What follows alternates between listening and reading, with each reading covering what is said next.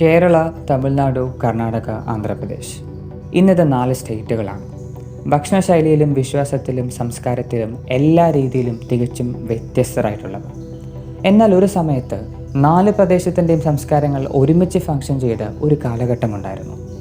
കേരളത്തിൻ്റെ കളരിപ്പയറ്റ് തമിഴ്നാടിൻ്റേതുമായിരുന്നു. തമിഴ്നാട്ടിലുള്ള സിദ്ധവൈദ്യം കർണാടകത്തിലും ആന്ധ്രാപ്രദേശിലും നമുക്ക് കാണാൻ സാധിക്കും. കർണാടകയിൽ ആരംഭിച്ച ഭക്തി മൂവ്മെൻറ്റ് മറ്റ് 3 സംസ്ഥാനങ്ങളിലും തുല്യമായ രീതിയിൽ വേരുപിടിച്ചിരുന്നു. ചുരുക്കി പറഞ്ഞാൽ എല്ലാ സംസ്കാരങ്ങളും എല്ലാ രീതിയിലും അങ്ങോട്ടും ഇങ്ങോട്ടും സഞ്ചരിച്ചിരുന്നു. ഇങ്ങനെ സംസ്കാരങ്ങൾ തമ്മിലുള്ള കൈമാറ്റത്തിന് ചെറുതും വലുതുമായ ഒരുപാട് വ്യക്തികൾ കാരണമായിട്ടുണ്ട്. അതിൽ എടുത്തു പറയേണ്ടത് ആ ഒരു ടൈം പീരീഡിൽ മാത്രം നിലനിന്നിരുന്ന ഫാമിലി കൾട്ട് എന്നൊരു സിസ്റ്റത്തെയാണ്. 5-6 പേരടങ്ങുന്ന ഒരു ചെറിയ കുടുംബത്തെയല്ല ഇവിടെ ഫാമിലി കൊണ്ട് ഉദ്ദേശിക്കുന്നത്. 100ഉം 200ഉം ചില സമയത്ത് 300 പേരടങ്ങുന്ന ഒരു വലിയ ബ്ലഡ് ലൈനിനെയാണ് ഫാമിലി കൾട്ട് എന്ന പേരിൽ ആ ഒരു ടൈമിൽ അറിയപ്പെട്ടത്. ഇവർ നിസ്സാരക്കാരല്ല. ആയുർവേദം, സിദ്ധവൈദ്യം, രസവൈദ്യം, ജ്യോതിഷം, യോഗ, തന്ത്ര, കളരിപ്പയറ്റ്, നോക്കുവർമ്മം, ക്ഷേത്ര നിർമ്മാണം പോലുള്ള അതിസങ്കീർണമായ കലകളിൽ ആഴമേറിയ ജ്ഞാനവും സാമർഥ്യം തെളിയിച്ചവരാണ് ഇത്തരം ഫാമിലി കൾട്ടുകൾ. സദേൺ ഇന്ത്യയിൽ ഇങ്ങനെ ആയിരക്കണക്കിന് ഫാമിലി കൾട്ടുകൾ ഉണ്ടായിരുന്നു. എന്നാൽ ഇവിടെ നമുക്ക് ആവശ്യം ഒരേ ഒരു ഫാമിലി കൾട്ടാണ്, ആഗ്നേയം. ദ കാരിയേഴ്സ് ഓഫ് ഫയർ അല്ലെങ്കിൽ അഗ്നയെ വഹിക്കുന്നവർ എന്നർത്ഥമാക്കുന്ന പേരാണ് ആഗ്നേയം. മറ്റ് ഫാമിലി കൾട്ടുകളെ അപേക്ഷിച്ച് ആഗ്നേയത്തിനൊരു സ്പെഷ്യാലിറ്റി ഉണ്ട്. ആൺകുട്ടികൾക്കും പെൺകുട്ടികൾക്കും തുല്യമായ അവകാശം. ഒരു പുരുഷൻ എന്തെല്ലാം പഠിക്കുന്നുവോ അതെല്ലാം അവിടെയുള്ള സ്ത്രീകൾക്കും പഠിക്കാനുള്ള അവസരവും അവകാശവുമുണ്ട്. വളർന്നു വലുതായാൽ അവിടെയുള്ള ആൺകുട്ടി തന്നെ ആ ഫാമിലിയുടെ ലീഡർ ആവണമെന്ന് യാതൊരു നിർബന്ധവുമില്ല.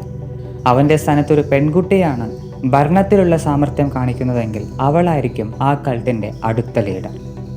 ഇത് അവരുടെ ഏറ്റവും വലിയ സ്പെഷ്യാലിറ്റിയാണ്. അങ്ങനെ ഒരു ദിവസം അവരുടെ കുടുംബത്തിൽ ഒരു കൊച്ചു പെൺകുട്ടി ജനിക്കുകയാണ്. അവർ അവൾക്ക് ലളിതാദേവി എന്ന പേര് നൽകി. ചെറുപ്രായത്തിൽ തന്നെ യോഗ, ആയുർവേദം, കളരിപ്പയറ്റ് എന്ന കലകളിൽ അതീവ സാമർഥ്യം തെളിയിച്ചു. അവളുടെ സൗന്ദര്യവും മനഃശക്തിയും പർവ്വതങ്ങളെപ്പോലും ഇളക്കി മാറ്റുന്ന തീവ്രതയും അവിടെയുള്ള എല്ലാവർക്കും ഒരു ആശ്ചര്യം തന്നെയായിരുന്നു. ആഗ്നേയത്തിലെ ആചാര്യന്മാരെല്ലാം ദേവിയുടെ തന്നെ മറ്റൊരു അംശമാണ് ലളിതാദേവി എന്ന് വിശ്വസിക്കുകയും ചെയ്തു. അവളുടെ ജ്യോതിഷവും ഏകദേശം ഇതുതന്നെയാണ് പറഞ്ഞുകൊണ്ടിരുന്നത്. ആഗ്നേയത്തിന് ഏറ്റവും അടുത്ത ബന്ധമുള്ള കുടുംബമായിരുന്നു ത്രിപർവം. അവിടെയുള്ള സച്ചിദാനന്ദൻ എന്ന ആൺകുട്ടിയും ലളിതാദേവിയും ഏകദേശം ഒരേ പ്രായത്തിലുള്ളവരാണ്. കുടുംബത്തിന് പുറത്തുപോയി നടത്തേണ്ട പല പരിശീലനങ്ങളും ഇവർ രണ്ടുപേരും ഒരുമിച്ചാണ് നടത്തിയിട്ടുള്ളത്. അതുകൊണ്ട് തന്നെ കൗമാരപ്രായം എത്തിയപ്പോൾ രണ്ടുപേരും പ്രണയത്തിലായി. കുടുംബക്കാർ തമ്മിൽ പ്രത്യേകിച്ച് എതിർപ്പുകളൊന്നും ഇല്ലാത്തതുകൊണ്ട് സമയമായപ്പോൾ രണ്ടുപേരുടെയും വിവാഹം ഗംഭീരമായി തന്നെ അവർ നടത്തിക്കൊടുക്കുകയും ചെയ്തു. 23-ാം വയസ്സിൽ ലളിത ഗർഭിണിയാവുകയാണ്. അതിൻ്റെ അടുത്ത വർഷം അവളെ പോലെ തന്നെ ചൈതന്യമുള്ള ഒരു ആൺകുട്ടിക്ക് ജന്മം നൽകുകയാണ്. ആഗ്നേയം ആ കുഞ്ഞിന് അതിഗ്ബലൻ എന്ന പേര് നൽകുകയാണ്. ലളിത സ്നേഹത്തോടെ അവനെ ആദി എന്ന് വിളിക്കാൻ ആരംഭിച്ചു. കുഞ്ഞിന് 4 വയസ്സായപ്പോൾ അവൻ്റെ ഗൃഹനിലയെല്ലാം മനസ്സിലാക്കാൻ വേണ്ടി ആഗ്നേയത്തിൽ തന്നെയുള്ള ഒരു ആചാര്യനുമായി ലളിതാദേവിയും സച്ചിദാനന്ദനും കുറച്ച് കുടുംബാംഗങ്ങളും കൂടിക്കാഴ്ച നടത്തുകയാണ്. എന്നാൽ അവർ കേൾക്കാൻ ആഗ്രഹിച്ചതിനപ്പുറമുള്ള കാര്യങ്ങളാണ് ആ ആചാര്യൻ അവരോട് പറഞ്ഞത്. അദ്ദേഹം ഇങ്ങനെ പറഞ്ഞു: ആഗ്നേയത്തിലുള്ള എല്ലാ ആൺകുട്ടികളും മഹത്തായ സ്ഥാനമാനങ്ങൾ ഇതുവരെ വഹിച്ചിട്ടുണ്ട്. അവർ ആഗ്നേയത്തെ കൂടുതൽ അഭിമാനകരമാക്കിയിട്ടുമുണ്ട്. എന്നാൽ ഈ ഒരു കുഞ്ഞിന് അതിനുള്ള യോഗം കാണുന്നില്ല. ഏതാനും വർഷങ്ങൾക്ക് ശേഷം സന്യസിക്കാനാണ് കുഞ്ഞിൻ്റെ ഗ്രഹനിലയിൽ കാണുന്നത്. ഇത് കേട്ട ഉടനെ ലളിതാദേവിയുടെ മനസ്സ് ഒരുപാട് തളരുകയാണ്.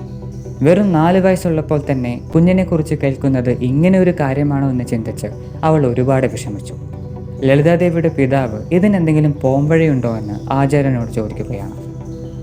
അതിനാചാര്യൻ ഇങ്ങനെ പറഞ്ഞു: ലളിതാദേവിയുടെ ഗൃഹനിലയിൽ ദേവീ സാന്നിധ്യമുണ്ട്. അതായത് ദേവിയുടെ അതേ ശക്തിയും ഗുണങ്ങളും ലളിതയ്ക്കുണ്ട്. ഇത് കുട്ടിക്കാലം തന്നെ നമുക്ക് എല്ലാവർക്കും വ്യക്തമായ കാര്യമാണ്. അതുപോലെ തന്നെ സച്ചിദാനന്ദൻ്റെ ഗൃഹനിലയിൽ ശിവസാന്നിധ്യമുണ്ട്. എപ്പോഴും ഒരു ദേവി സാന്നിധ്യം ശിവസാന്നിധ്യമായിട്ടേ ചേരുകയുള്ളൂ. അതുകൊണ്ടാണ് ഒരു വിധി പോലെ രണ്ടുപേരും കുട്ടിക്കാലത്ത് കണ്ടുമുട്ടുകയും പിന്നീട് അത് വിവാഹത്തിലെത്തുകയും ചെയ്തത്. ഇവിടെ ആദിയുടെ ഗൃഹനിലയിൽ ശിവസാന്നിധ്യമാണ് കാണുന്നത്. അതായത് ഇവൻ ഒരു കുടുംബജീവിതം നയിക്കണമെങ്കിൽ അവൻ്റെ ഭാവിയിൽ ഒരു ദേവീ സാന്നിധ്യം ഉണ്ടാകണം.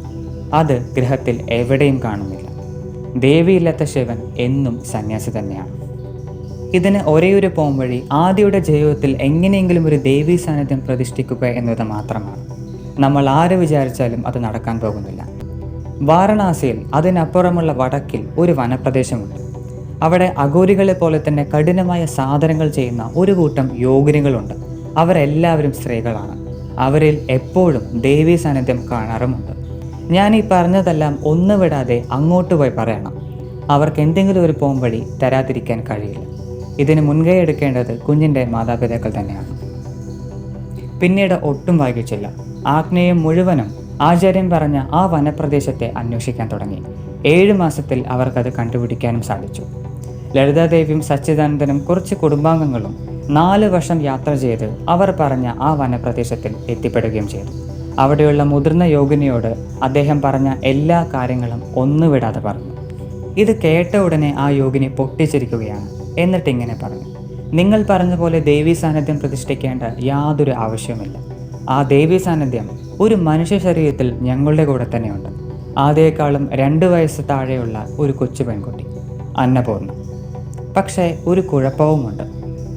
അവൾ ജനിച്ചപ്പോൾ തന്നെ അവളിൽ ദേവീ സാന്നിധ്യം കണ്ടിരുന്നു. കുറച്ച് ദിവസങ്ങൾക്ക് ശേഷം കാളി മാതാവ് സ്വപ്നത്തിൽ വന്ന് ദേവിയുടെ മുഴുവൻ ശക്തിയും അവളിൽ ആവാഹിക്കണമെന്ന് ആജ്ഞാപിക്കുകയും ചെയ്തു. അത് പ്രകാരം അടുത്തുള്ള കാമക്യ ക്ഷേത്രത്തിൽ അവളെ ദീക്ഷയ്ക്ക് കൊണ്ടുവയ്ക്കുകയാണ്. കുറഞ്ഞത് 6 വർഷമെങ്കിലും കഴിയാതെ അവൾ ഇങ്ങോട്ട് തിരിച്ചു വരികയുള്ളൂ. ഈ ദീക്ഷയുടെ ഇടയിൽ ഞങ്ങൾ എന്തെങ്കിലും മുടക്കം സൃഷ്ടിച്ചാൽ കാളി മാതാവിൻ്റെ ദേഷ്യത്തിന് ഞങ്ങൾ എല്ലാവരും ഇരയാകും. അതുകൊണ്ട് അതുമാത്രം നിങ്ങൾ പറയരുത്. അതിന് പകരമായി യോഗിനി ഇങ്ങനെ ഉപദേശിച്ചു: അന്നപൂർണയുടെ കുറച്ച് വസ്ത്രങ്ങൾ ഇവിടെയുണ്ട്. ഇതെല്ലാം നിങ്ങൾ കൊണ്ടുപോയി ദേവി വിഗ്രഹത്തിൽ അണിയിച്ച് പൂജിക്കുക. കുറച്ച് ദിവസങ്ങൾക്ക് ശേഷം ഇതെല്ലാം ആദിയെ കൊണ്ട് അണിയിപ്പിക്കുക. ഇങ്ങനെ ചെയ്തു കഴിഞ്ഞാൽ ആദിയും അന്നപൂർണയും തമ്മിലുള്ള ഒരു ആത്മബന്ധം തനിയെ സൃഷ്ടിക്കപ്പെടും. പിന്നീട് വിധിയുടെ ബലത്തിൽ 2 പേരും കണ്ടുമുട്ടുകയും ചെയ്യും. മാതാവെന്ന നിലയിൽ ലളിതയ്ക്ക് പിന്നെ ഭയപ്പെടാൻ ഒന്നും ഉണ്ടാവുകയില്ല. അവർ തമ്മിലുള്ള കുടുംബജീവിതം എന്തായാലും ആരംഭിക്കും. ഇത് കേട്ട ഉടനെ അവരെല്ലാവരും ഒരുപാട് സന്തോഷിച്ചു. ഒട്ടും വൈകാതെ അവിടെ നിന്ന് മടക്കയാത്രയും ആരംഭിക്കുകയാണ്. അതിനു മുൻപായി ഒരു നിർദ്ദേശം പോലെ യോഗിനി ഒരു കാര്യം കൂടെ കൂട്ടിച്ചേർക്കുകയാണ്. പ്രത്യേകം സൂക്ഷിക്കുക. നിങ്ങൾ അവിടെ എത്തിച്ചേരുന്നതിന് മുൻപ് ആദ്യ യോഗദീക്ഷ സ്വീകരിക്കുകയാണെങ്കിൽ പിന്നെ ഈ പറഞ്ഞതൊന്നും സംഭവിക്കാൻ പോകുന്നില്ല. ലളിതാദേവിക്ക് അതൊരു പ്രശ്നമേ ആയിരുന്നില്ല. കാരണം ആഗ്നേയത്തിലെ ആരും ദൂരയാത്രയ്ക്ക് പോകുമ്പോൾ കൂടെ കുറച്ച് പ്രാവുകളെ കരുതാറുണ്ട്.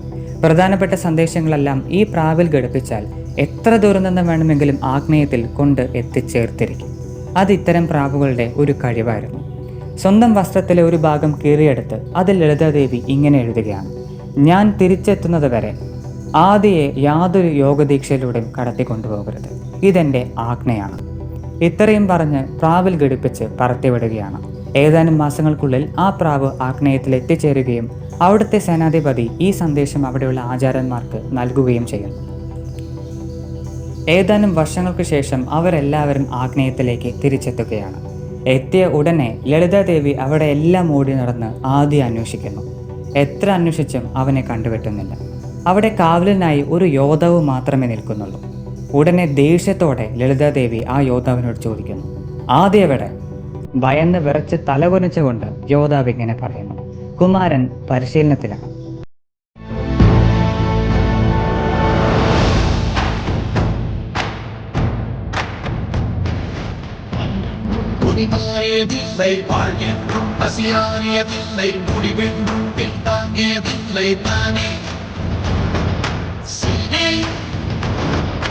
Ah